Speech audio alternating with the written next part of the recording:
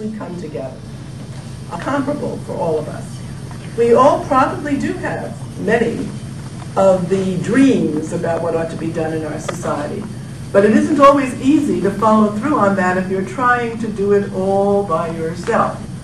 I'm very interested in the stuff that comes over the internet, because there was no internet when we started out. Everything was mimeograph machines. Everybody remember a mimeograph machine?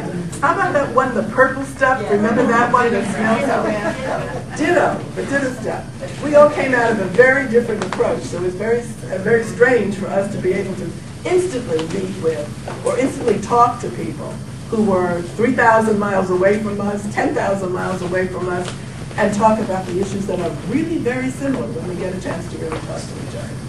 So part of it is to get rid of that distance between us and to get rid of the ego that goes along with so much of it. Because I do think that's a fatal flaw in the United States, is that we have this concept of how incredible we are as compared to the rest of the world.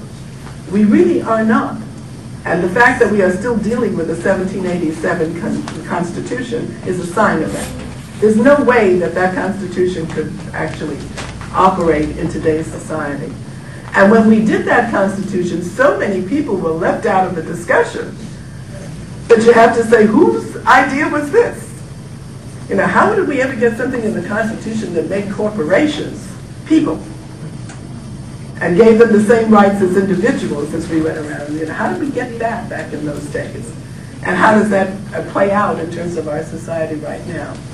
So I think we need to get rid of a little bit of our ego and begin to look at some of the things that are happening in small places around the world where people who were not given any thought that they could do anything to change their lives are indeed changing their lives and are coming together and thinking through not just principles.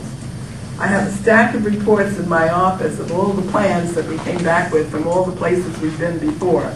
Every one of those plans looks great, but the reality is very few of those plans have actually become reality. And one of the things we have to figure out how to do is to make those changes now. We've had quite of a shock.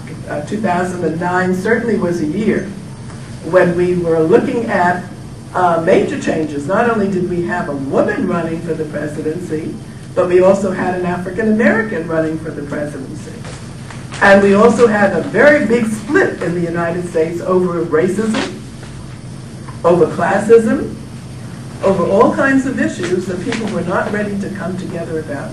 I found myself responding to emails quite a bit during the period of the election, because everybody assumed where I would be on the election. And I had my friends who came and said, well, I know you're for Obama, but you know, this is terrible. Women are having a much more difficult time than the men are having right now in the elections. You have to do it. I said, how did you know I was for Obama? I said, well, then you're for Hillary. I said, why would I have to be for Hillary if I'm not for Obama? One of the issues is that we have to learn not to just think in terms of the group out there, but about what people stand for. And many of the things that we're trying to undo now are done by some of the people we thought were all on our side. And we're changing as we go along. So I think we have to grow up.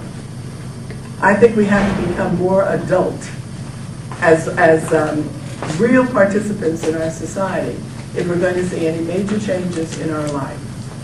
And we certainly have opportunities to do that. We have opportunities in the state of California to see our Assembly and our Senate absolutely stuck because we have a rule that says you can't pass anything on the budget until you have more than 2/3 of the vote.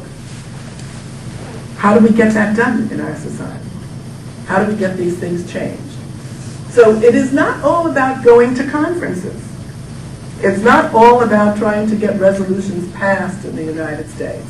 It's about looking at what are the impacts of those things that we are doing. What are the things, how do we impact the society by what we think we're doing at these particular points in time? When I started out with the Equal Employment Opportunity Commission back in 1965, and we had to try to figure out how to do this brand new law that for the first time on a national level said that we were going to deal with discrimination against women in terms of jobs. And that was interesting to me because I came out of the trade union movement, out of the International Ladies Garment Workers Union, and had gotten trained by David Dubinsky back in New York to help garment workers, who at that point in time when he was trying to work on this, I'm sure many of you remember some of the stories about the Garment Workers Union in those days, about the young women who jumped out of windows in factories in New York City in order to escape people who did not want them to join a union at that stage of the game. And about unions that decided that they needed to have health benefits very early in life because so many of their members were suffering from tuberculosis in a lot of the shops in which they worked because there was no air. The employer very often closed down the plant and would not let anybody come in or go out of the plant once they had gotten in until they went home for the day. And the triangle waste fire became a major part of our understanding and history about what was happening to those women. And to see some of the people who came at that point in time to give us a little help. One of my very favorite people in all this world, actually, no longer living, unfortunately, was Eleanor Roosevelt, because she was a person who understood this.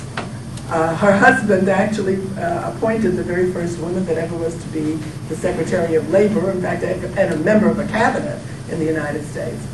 And they talked about those working class women because those are the ones that they knew. The people like Jane Addams. Anybody in here know who Jane Addams was? Yeah, these were, again, socially up here women, but very involved in what was happening to women who were not like them, and did a lot of work on a lot of those issues. And I think that all of us have to turn around and say, we have to do first things first. We have to really work on the kind of issues that are not only part of our country here, but are part of most of the countries of the world, where people are living on very small amounts of money, have very little that they can do in terms of Mother Earth again. Very difficult to do something about an earthquake or a typhoon or any one of those things if you have no money. And if the people who come to help you are all setting up little pools of money that go to them, but don't give you a chance to say how that money ought to be used as you go along. So there are things that we've got to change. And I think one of the things we also have to change is the United Nations. When it got started, it was started supposedly again on a very democratic kind of basis. But we know that's not true. We know that's not the way the United Nations work.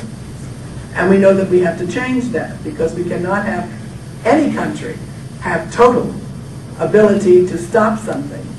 One country should not be able to do it. We have to come together, so this is part of it. One of the issues that we're addressing right now, just here in California, is the whole question of whether we're going to survive in this state. Because we made a lot of mistakes along the path. We thought we had everything. And I always think of particularly San Francisco, which is a little bit like the rest of the United States in terms of ego. San Francisco has always thought of itself as being the most liberal city in the whole world. Let me tell you, we are not the most liberal city in the whole world. There are lots of things that are going on in San Francisco that should not be going on in San Francisco at this stage of our lives. And we have not changed it because it is not to the benefit of some people to change it. So we have to look at who needs the help. Where do we need to make the change? I was so delighted on Thursday to see the demonstration that went across the entire United States.